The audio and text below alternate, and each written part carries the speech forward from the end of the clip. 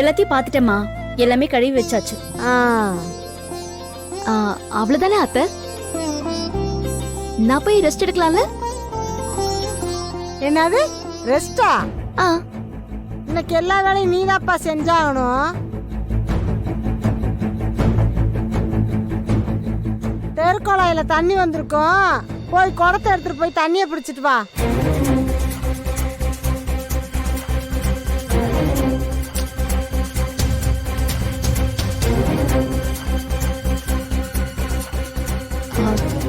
தெருக்குழாயில போய் தண்ணி பிடிக்கணுமா? நானா? ஆமா, நீதாம்மா பிடிக்கணும். இதெல்லாம் காலையில டெய்லி இந்த வீட்டுல நாங்க செஞ்சுக்கிட்டு இருக்க வேலைதான்.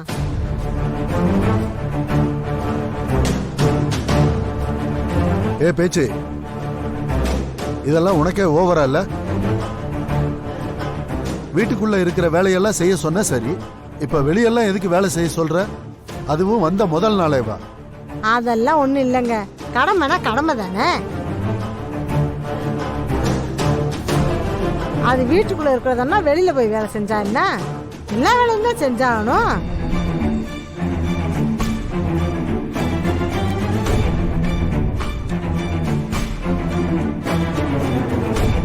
ஏய், ஆனாலும் சும்மா சொல்லக்கூடாதுடி. உங்க அம்மா அநியாயத்துக்கு மாமியாரா மாறிடுச்சு. சும்மா இருக்க மாட்டீங்க? என்ன செய்ய முடியுமா முடியாதா? முடியாதுன்னா தாராளமா சொல்லிருமா, ஒன்னும் பிரச்சனை இல்ல. Okay okay. இப்ப என்ன, தண்ணி எடுத்துட்டு வரணும் அவ்வளவுதானே? எடுத்துட்டு வந்துட்டா போச்சு.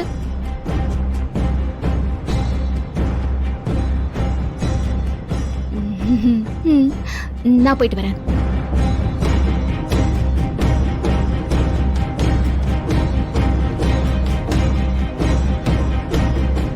நான் பாத்துக்கிறேன்.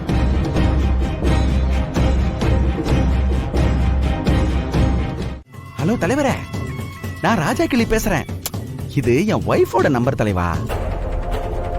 தலைவா, ஒரு செமையான மேட்டர் ஒண்ணு மாட்டி இருக்குது. இன்னைக்கு எங்க வீட்டுல என்ன நடந்தது தெரியுமா? என் பொண்டாட்டியோடைய அம்மா, அதான் என் மாமியாரு, வள்ளிய தண்ணி கூட தூக்கிட்டு வர வச்சுட்டாங்க.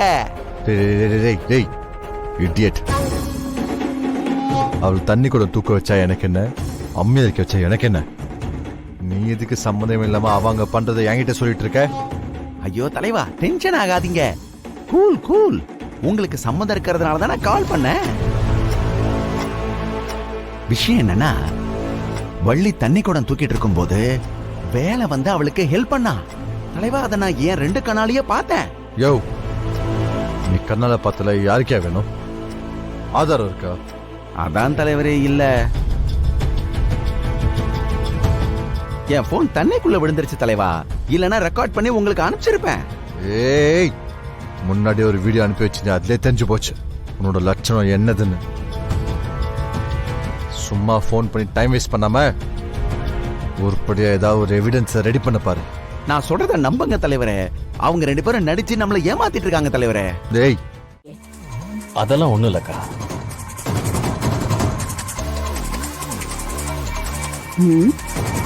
ஆனா உன் முகத்துல ஏதோ சோகம் தெரியுதேப்பா. ஏதாவது பிரச்சனையா? அதெல்லாம் ஒண்ணும் இல்லக்கா. வர வழியில வள்ளிய பார்த்தேன். என் மனசே நொந்து போயிடுச்சுக்கா. ஏ, என்ன வள்ளிக்கு என்னாச்சு ரத்னம்? அந்த வேலு பைய வள்ளிய ரொம்ப கஷ்டப்படுத்துறாங்க. என் பொண்ணை போய் தண்ணி குடத்தை தூக்க வைக்கிறான்.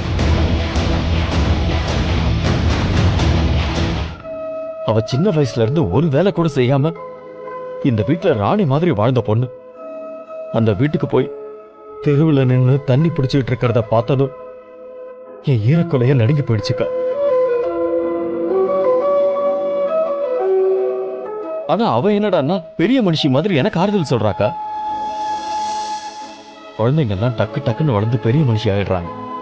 ஆனா நாம தான் இன்னும் அவங்கள குழந்தையாவே நினைச்சுட்டு இருக்கோம்.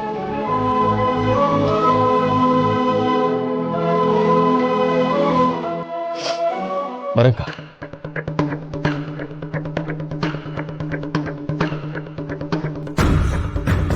அம்மா, ம், மாமாவை வள்ளி ஏமாத்தி அனுப்பி விட்டுருக்காமா.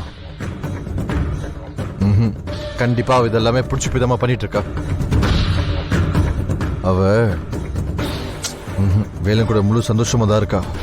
டேய் இல்லடா, கண்டிப்பா அவ ரத்தனத்தை மீறி எதுவுமே பண்ணிட மாட்டா. இப்ப கூட ரத்தன மனசு சங்கடப்படக்கூடாதுன்னு தான் ஏதாவது சமாதானம் சொல்லி அனுப்பியிருப்பா.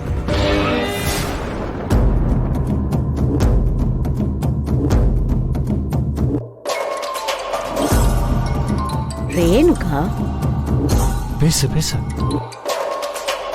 சொல்லு ரேணுகா. மேடம், எனக்கு என்னமோ வள்ளி உங்களை நல்லா ஏமாத்திட்டு இருக்கான்னு தோணுது.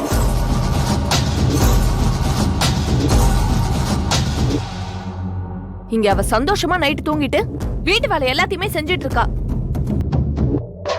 அவ தனியா செஞ்சாலும் பரவாயில்ல, அவளும் வேலனும் சேர்ந்துதான் எல்லாத்தையும் பண்றாங்க. 2 பேரும் அடிக்கடி குழஞ்சு குழஞ்சு வர பேசிட்டு இருக்காங்க. நீங்க எதுக்கும் வள்ளிய கொஞ்சம் பாத்துக்கோங்க. நான் வச்சிடுறேன். ம்,